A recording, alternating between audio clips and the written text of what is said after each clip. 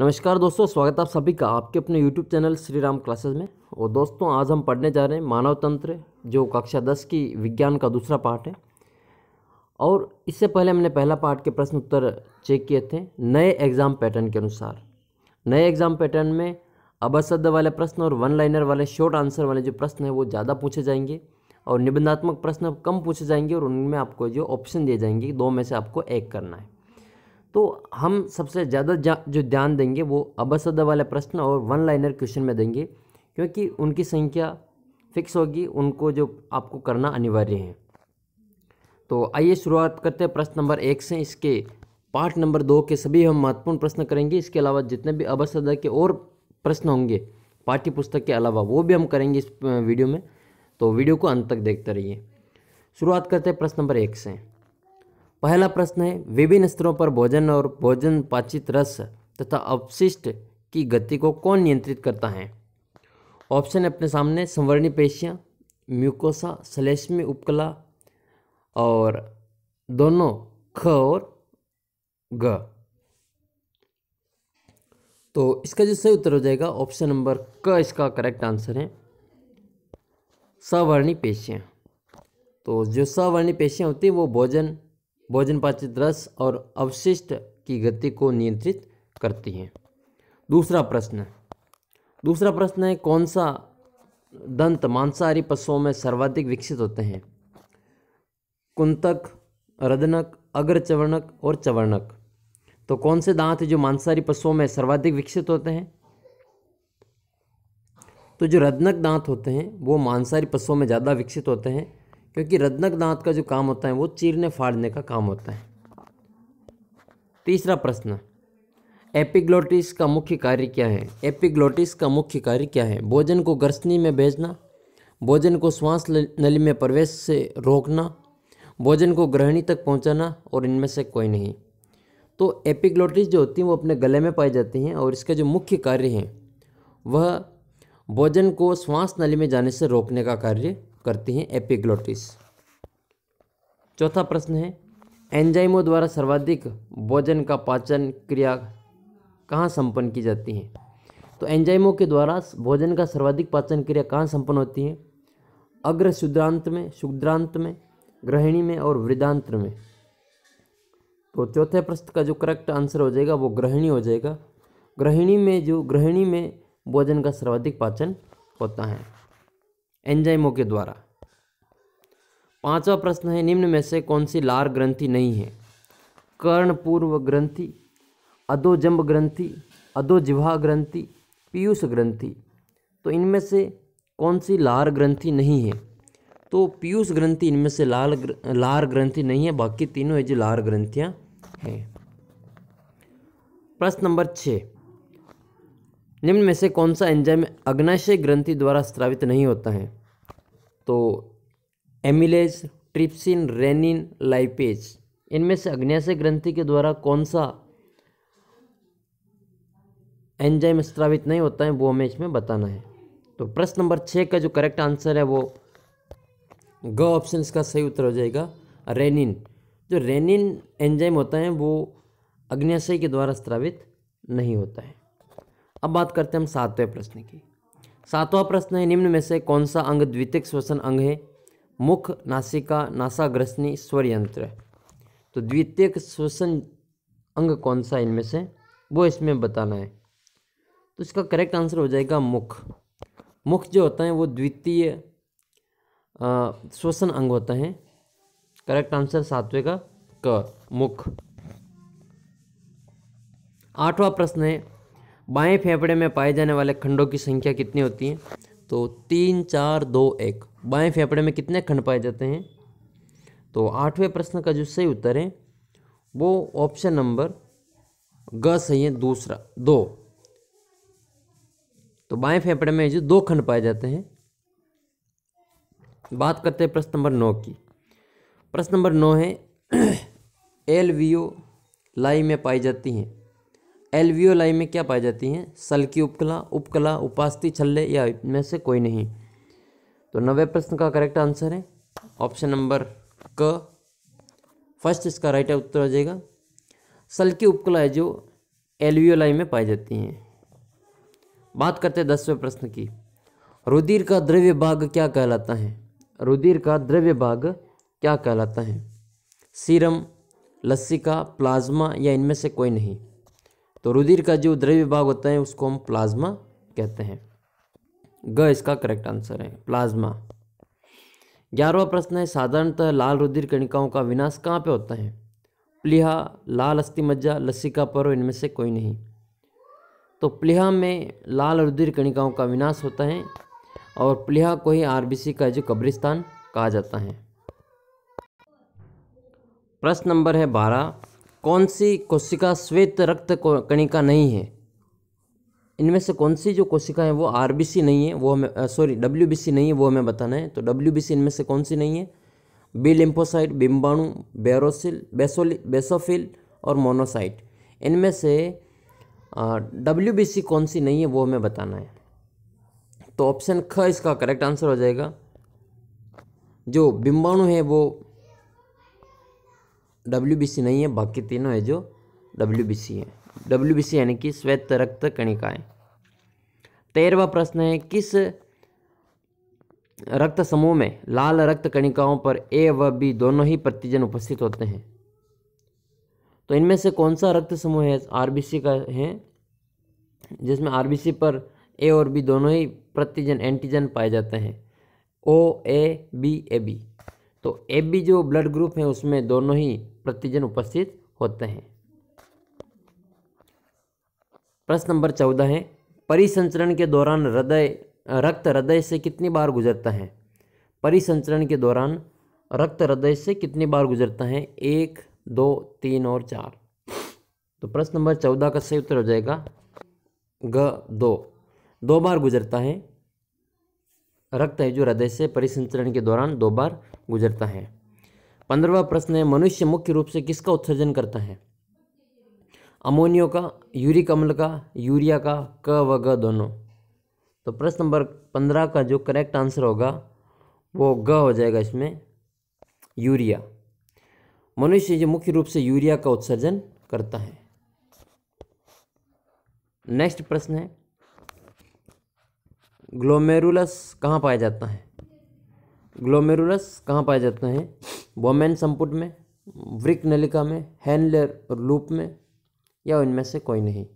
तो जो ग्लोमेरुलस जो पाया जाता है वो ऑप्शन नंबर क इसका करेक्ट आंसर हो जाएगा, बोमेन संपुट में। बोमेन संपुट में ये जो पाया जाता है।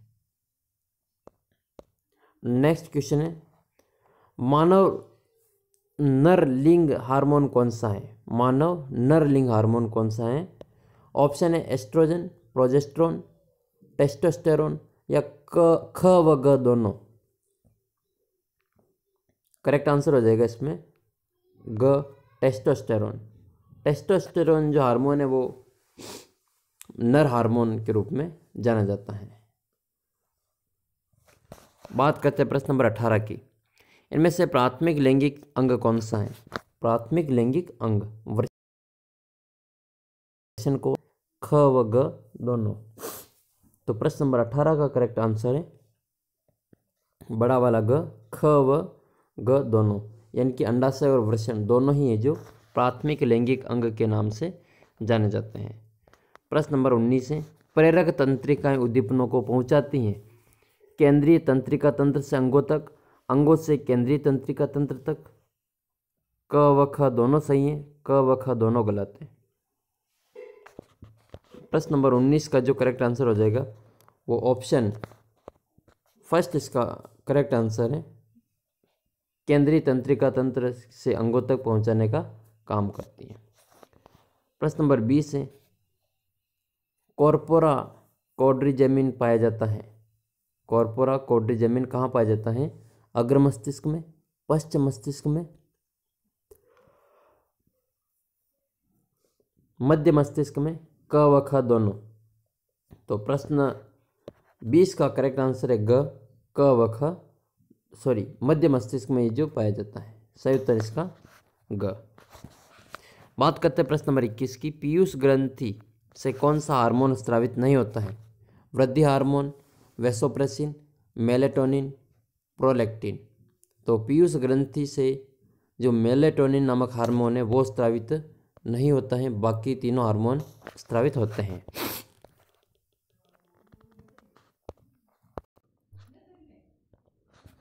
दैनिक लय के नियमन के लिए उत्तरदायी ग्रंथि कौन सी है? थायराइड, अग्न्याशय, अधिवृक्क, पीनियल ग्रंथि।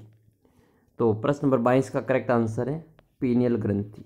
पीनियल ग्रंथि को दैनिक लय के नियमन के लिए उत्तरदायी माना जाता है।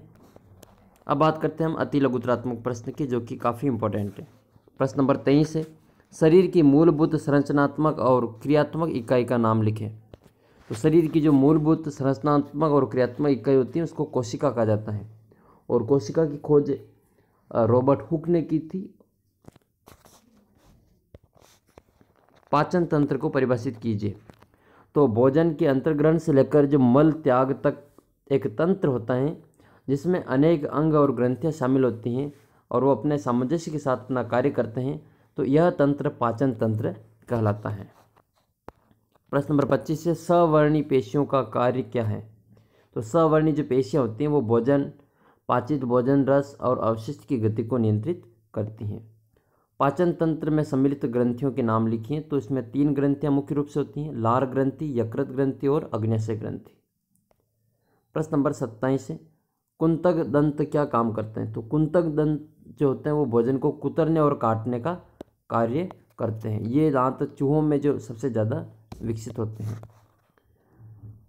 प्रश्न नंबर 28, आमाशय के कितने भाग होते हैं? तो आमाशय के मुख्य रूप से 3 भाग होते हैं, कार्डियक, जठर निर्गम भाग और फंडिस। ये आमाशय के जो 3 भाग होते हैं। प्रश्न नंबर 29 है, पाचित भोजन को सर्वाधिक अवशोषण कहाँ होता है? तो पाचित भोजन का जो सर्वाधिक अवशोषण होता है वो स्मॉल इंटेस्टाइन में होता है, इनकी छोटी आंत में होता है। पाचित भोजन का सर्वाधिक अवशोषण छोटी आंत में होता है। प्रश्न नंबर 30 है, शरीर में पाई जाने वाली बड़ी ग्रंथि का नाम, सबसे बड़ी ग्रंथि का नाम क्या है? तो लीवर, यकृत जो होती है वो शरीर की सबसे बड़ी ग्रंथि है। इससे पहले मैंने पार्ट 1 के प्रश्न अपलोड कर रखे हैं, वो नहीं देखा तो लिंक नीचे मिल जाएगा डिस्क्रिप्शन बॉक्स में, वहाँ से आप वो वीडियो देख सकते हैं। प्रश्न नंबर 31 है, टाइलिन एंजाइम कौन सी ग्रंथि स्रावित करती हैं? तो जो लार ग्रंथि होती हैं वो टाइलिन नामक एंजाइम को स्रावित करती हैं। प्रश्न नंबर 32 है, स्वर यंत्र में कितनी उपास्थि पाई जाती हैं? तो स्वर यंत्र में जो 9 उपास्थियाँ पाई जाती हैं, 9 उपास्थियाँ पाई जाती हैं। प्रश्न नंबर 33 है, मनुष्यों की श्वास नली में श्लेष्मा का निर्माण कौन करता है? तो मनुष्य की जो श्वास नली होती है उसमें उपस्थित उपकला जो होती हैं एपिथेलियम, वो श्लेष्मा के निर्माण का कार्य करती हैं। प्रश्न नंबर 34 है, सामान्य व्यक्ति में कितना रक्त पाया जाता है? तो लगभग 5 से 6 लीटर रक्त है जो सामान्य व्यक्ति के शरीर में पाया जाता है। बिंबाणु का जीवन काल कितना होता है? तो जो बिंबाणु प्लेटलेट्स होते हैं इनका जीवन काल मात्र 10 दिवस होता है, 10 दिन का इनका जीवन काल होता है। अशुद्ध रक्त को प्रवाहित करने वाली वाहिनियाँ क्या कहलाती हैं? जो अशुद्ध रक्त को प्रवाहित करने वाली वाहिनियाँ होती हैं उसको हम शिराएँ कहते हैं, उनको हम शिरा कहते हैं। हृदय आवरण क्या है? तो हृदय आवरण हृदय पर पाया जाने वाला एक आवरण होता है और यह हृदय की सुरक्षा करता है। महाशिरा का कार्य क्या है? तो महाशिरा के द्वारा शरीर का अधिकांश अशुद्ध रुधिर दाएं आलिंद में डाला जाता है। महाशिरा का यह कार्य है कि वह शरीर का अधिकांश जो अशुद्ध रक्त होता है उसको दाएं आलिंद में डालने का कार्य करता है। अमोनिया उत्सर्जन की प्रक्रिया क्या कहलाती है? तो अमोनिया उत्सर्जन की जो प्रक्रिया होती है उसको अमोनियोत्सर्ग कहते हैं। प्रश्न नंबर 40 है, मानव में मुख्य उत्सर्जक अंग कौन कौन से हैं? तो मानव के मुख्य उत्सर्जक अंग है वो है किडनी। जो वृक्क होते हैं वो किडनी मुख्य उत्सर्जक अंग की ओर काम करती हैं। अंडाणु निर्माण करने वाले अंग का नाम क्या है? तो वो है अंडाशय। अंडाणु निर्माण का कार्य करने वाले अंग का नाम है अंडाशय। स्त्रियों का प्रमुख लिंग हार्मोन कौन सा है? तो एस्ट्रोजन। स्त्रियों का प्रमुख लिंग हार्मोन जो होता है वो होता है एस्ट्रोजन। माता में प्लेसेंटा का रोपण कहाँ होता है? तो माता में प्लेसेंटा का जो रोपण होता है वो गर्भाशय के अंतःस्तर पर होता है। प्रश्न नंबर 44 है, विभिन्न अंगों के मध्य समन्वय स्थापित करने के लिए उत्तरदायी तंत्रों के नाम लिखिए। तो तंत्रिका तंत्र और अंतःस्रावी तंत्र। दूसरा द्रव्य कहाँ पाया जाता है? तो दूसरा द्रव्य जो पाया जाता है वो मस्तिष्क व मेरुरज्जु के पाया जाता है। दूसरा द्रव्य जो मस्तिष्क और मेरुरज्जु में पाया जाता है। एक न्यूरोट्रांसमीटर का नाम लिखिए। तो जो ग्लाइसिन, एपिनेफ्रिन, डोपामिन और सीरोटोनिन ये न्यूरोट्रांसमीटर के नाम हैं। थायराइड ग्रंथि द्वारा स्रावित हार्मोन के नाम लिखिए। वैसे अंतःस्रावी ग्रंथियों वाला जो पार्ट है वो इसमें से हटा दिया है, लेकिन फिर भी हम देख लेते हैं प्रश्नों को। थायराइड ग्रंथि द्वारा स्रावित हार्मोन का नाम है थायरॉक्सिन। एड्रिनलिन हार्मोन का स्राव किस ग्रंथि के द्वारा होता है? तो एड्रिनलिन हार्मोन का स्राव एड्रिनल ग्लैंड होती हैं अधिवृक्क ग्रंथि, उसके द्वारा जो इसका हार्मोन का स्रावन किया जाता है। तो ये तो थे पाठ के प्रश्न उत्तर। अब हम देखते हैं इसके और कुछ महत्वपूर्ण प्रश्न। तो ये पाठ के कुछ अन्य महत्वपूर्ण प्रश्न हैं। वस्तुनिष्ठ प्रश्न। समान कार्य करने वाली कोशिकाएं मिलकर बनाती हैं कोशिका, अंग, उत्तक, तंत्र। तो समान कार्य करने वाली जो कोशिकाएं होती है वो मिलकर उत्तक का निर्माण करती हैं। तो ग इसका सही उत्तर हो जाएगा उत्तक। स उत्तक का निर्माण करती हैं। दूसरा प्रश्न है, यकृत की संरचनाएं एवं क्रियात्मक इकाई कौन सी हैं? यकृत पालिकाएं, वक्र नलिका, तंत्रिका कोशिका, शुक्रजन नलिका। तो यकृत पालिका जो होती हैं, यकृत पालिका है जो यकृत की संरचनात्मक और क्रियात्मक इकाई है। आमाशय में पाए जाने वाले एंजाइम कौन से हैं? पेप्सिन, रेनिन, अ व ब एमिलेज। तो तीसरे का सही उत्तर हो जाएगा इसमें अ व ब दोनों, पेप्सिन और रेनिन दोनों ही है जो आमाशय में पाए जाने वाले एंजाइम है। चौथा प्रश्न है, मुख्य श्वसन तंत्र किस अंग के तौर पर कार्य करता है? तो ये पहले भी आया था प्रश्न। ये द्वितीयक श्वसन अंग के तौर पर कार्य करता है, द्वितीयक।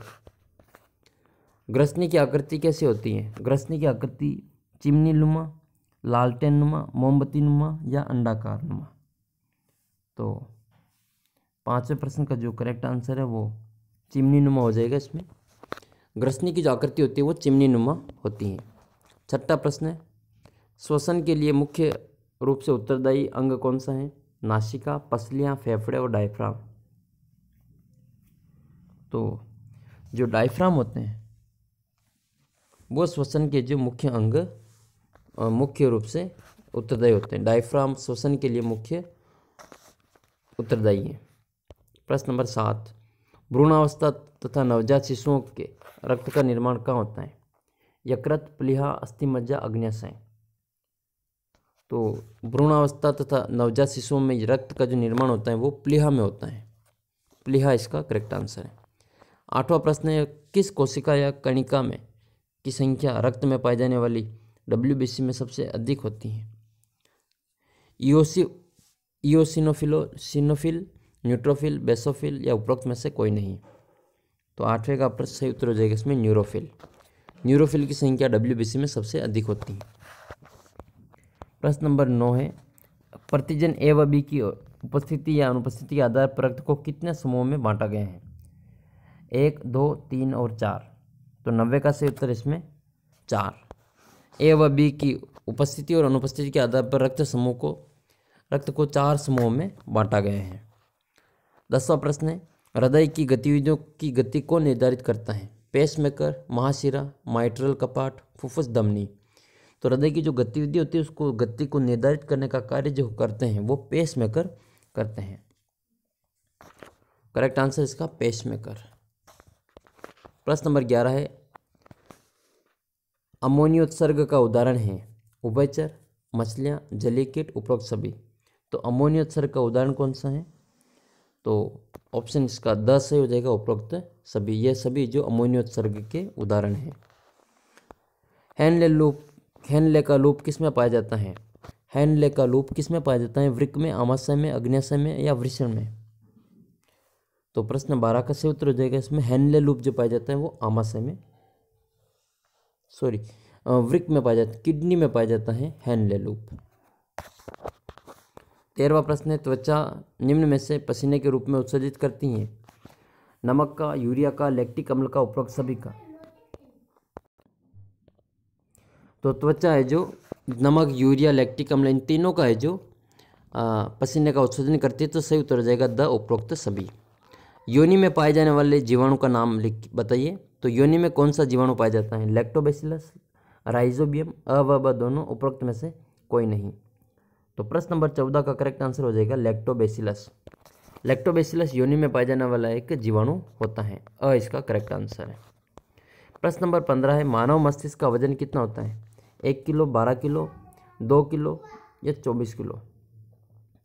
तो प्रश्न नंबर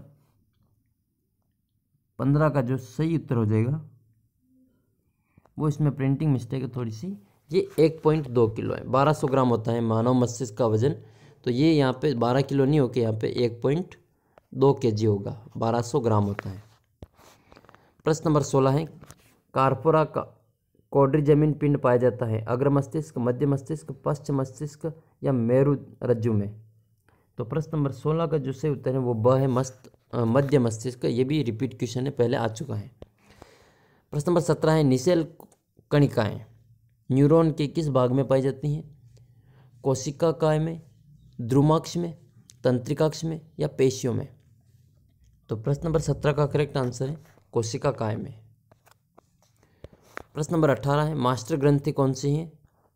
तो पीयूष ग्रंथि को मास्टर ग्रंथि के नाम से जाना जाता है। किस हार्मोन की कमी से टिटेनिन नामक रोग होता है? तो पैराथार्मोन जो हार्मोन होता है उसकी कमी से टिटेनिन नामक रोग होता है। आपातकालीन हार्मोन किस ग्रंथि से स्रावित होता है? तो वह है अधिवृक्क ग्रंथि, जिसको हम एड्रिनल ग्रंथि के नाम से भी जानते हैं। तो ये तो कुछ थे अबसदा वाले प्रश्न। अब हम देखते हैं अति लघुतरात्मक प्रश्न, वन लाइनर क्वेश्चन जो कि पूछे गए हैं। लार ग्रंथि द्वारा स्रावित एंजाइम का नाम लिखिए। ये 2018 वाली परीक्षा में पूछा था प्रश्न। लार ग्रंथि के द्वारा जो टाइलिन नामक एंजाइम स्रावित होता है। दूसरा प्रश्न है, स्त्रियों में के 2 लिंग हार्मोन के नाम लिखिए। ये भी प्रश्न पूछा हुआ है। तो स्त्रियों की जो 2 लिंग हार्मोन है वो एस्ट्रोजन और प्रोजेस्टेरोन है, एस्ट्रोजन और प्रोजेस्टेरोन। प्रश्न नंबर 3 है, अति लघुतात्मक प्रश्न का ही, जीभ मुख गुहा के पृष्ठभाग के आधार तल पर किस रचना से जुड़ी होती हैं? तो जीभ मुख गुहा के पृष्ठभाग में आधार तल से जो फ्रेनुअल लिंगुअल होता है उसके द्वारा जुड़ी होती हैं, फ्रेनुअल लिंगुअल। दूध के दांत बच्चे में कितनी उम्र में निकलते हैं? तो दूध के दांत बच्चे के 6 माह की उम्र में निकलते हैं। आमाशय में कितना लीटर आहार आ सकता है? तो आमाशय 1 से 3 लीटर आहार को धारण कर सकता है। अग्न्याशय की आकृति किस आकार की होती है? तो अग्न्याशय अंग्रेजी के यू आकार का होता है। पित्ताशय कहाँ स्थित होता है और यह किसका भंडारण करता है? तो पित्ताशय जो होता है वो यकृत के अवतल भाग में स्थित होता है और यह पित्त का भंडारण करता है। हाइड्रोक्लोरिक अम्ल किन कोशिकाओं द्वारा स्रावित होता है? तो हाइड्रोक्लोरिक अम्ल जो होता है वो ऑक्सिंटिक जो कोशिकाएं होती हैं, ऑक्सिंटिक कोशिकाएं, उनके द्वारा स्रावित होता है। श्वास नली किस प्रकार की आकृति के उपास्थि छल्लों से निर्मित होती हैं? तो श्वास नली सी आकार के उपास्थि छल्लों से निर्मित होती हैं। एक फेफड़े में कितनी कुपिकाएँ पाई जाती हैं? तो एक फेफड़े में करीब 30 मिलियन कुपिकाएँ पाई जाती हैं। प्रश्न नंबर 11 है, उस रक्त समूह का नाम बताइए जिसमें किसी प्रकार का प्रतिजन उपस्थित नहीं होता है। तो वह जो ओ प्रकार का जो रक्त समूह है उसमें कोई प्रतिजन उपस्थित नहीं होता है। आपको एक प्रश्न का उत्तर कमेंट करना है कि सार्वत्रिक रक्तदाता समूह है वो कौन सा है और सार्वत्रिक ग्राही रक्त समूह कौन सा है। यानी कि ऐसा कौन सा ब्लड ग्रुप है जो सबको रक्त दे सकता है और ऐसा कौन सा ब्लड ग्रुप है जो सबसे अपना रक्त ले सकता है। इन दोनों का प्रश्नों का उत्तर आपको कमेंट करना है। प्रश्न नंबर 12 है, विश्व में कितने प्रतिशत व्यक्तियों का रक्त RH धनात्मक है? तो लगभग 80% व्यक्तियों का जो रक्त है वो RH धनात्मक है। मनुष्य में किस प्रकार का परिसंचरण तंत्र पाया जाता है? तो मनुष्य का जो परिसंचरण तंत्र है वो बंद परिसंचरण तंत्र के रूप में पाया जाता है। प्रश्न नंबर 14 है, बाएं आलिंद व बाएं निलय के बीच में पाए जाने वाले कपाट को क्या कहते हैं? तो बाएं आलिंद व बाएं निलय के मध्य पाए जाने वाले कपाट को माइट्रल कहते हैं, माइट्रल। पक्षी व कीट उत्सर्जन के आधार पर किस प्रकार की श्रेणी में के प्राणी हैं? तो ये पक्षी और कीट उत्सर्जन के आधार पर यूरिक अम्ल उत्सर्जी या फिर यूरियो कोटेलिक प्राणी की श्रेणी में रखे गए हैं। यकृत द्वारा ऐसे 2 पदार्थों के नाम लिखिए जिनका उत्सर्जन मल के रूप में किया जाता है। तो बिलीरुबिन और बिलीविन और विटामिन, ये ऐसे पदार्थ हैं जिनका उत्सर्जन मल के द्वारा किया जाता है। प्रोस्टेट ग्रंथि किस प्रकार की ग्रंथि है, इसका आकार किस प्रकार का होता है? तो प्रोस्टेट ग्रंथि जो होती हैं वो बाह्य स्रावी ग्रंथि है और इसका आकार अखरोट के समान होता है। माता व भ्रूण के मध्य स्थापित कड़ी व संरचना को क्या कहते हैं? तो माता व भ्रूण के मध्य स्थापित कड़ी या संरचना को प्लेसेंटा कहते हैं। योनि में पाए जाने वाले लैक्टोबैसिलस जीवाणु का कार्य लिखिए। तो योनि में जो लैक्टोबैसिलस जीवाणु पाया जाता है वह योनि के वातावरण को अम्लीय बनाए रखता है। कोरक का गर्भाशय के अंतःस्तर पर जुड़ना क्या कहलाता है? तो कोरक का गर्भाशय के अंतःस्तर पर जुड़ना रोपण कहलाता है। शिशु जन्म की प्रक्रिया को क्या कहते हैं? तो शिशु जन्म की प्रक्रिया को प्रसव कहा जाता है। तंत्रिका तंत्र कौन से 2 भागों में विभाजित किया जा सकता है? तो तंत्रिका तंत्र को 2 भागों में विभाजित किया जा सकता है, जिसके नाम है केंद्रीय तंत्रिका तंत्र और परिधीय तंत्रिका तंत्र। प्रश्न नंबर 23 है, प्रमस्तिष्क के दोनों गोलार्ध किस पट्टी से जुड़े होते हैं? तो प्रमस्तिष्क के दोनों गोलार्ध कार्पस कैलोसम पट्टी से जुड़े होते हैं। आमाशय का आकार किस तरह का होता है? तो आमाशय अंग्रेजी के जे आकार का होता है। अंग्रेजी के जे आकार का जो होता है। तो ये कुछ जो महत्वपूर्ण प्रश्न थे पार्ट नंबर 2 के, जो मानव तंत्र हैं वो काफ़ी इंपॉर्टेंट पार्ट है। इसमें से आपके कई प्रश्न मिलेंगे। वीडियो को लाइक ज़रूर करें अगर पसंद आए हो तो, और चैनल को अभी तक आपने सब्सक्राइब नहीं किया तो ज़रूर सब्सक्राइब कर ले, ताकि आपको इसी तरीके के वीडियो यहाँ पे मिलते रहें। जल्दी मिलते हैं अगले पार्ट के साथ। तब तक जय हिंद, जय भारत। जो प्रश्न आपसे पूछा गया है इसका उत्तर आपको कमेंट करना है। मास्टर ग्रंथि किसे कहते हैं, इसका उत्तर भी आपको कमेंट करना है।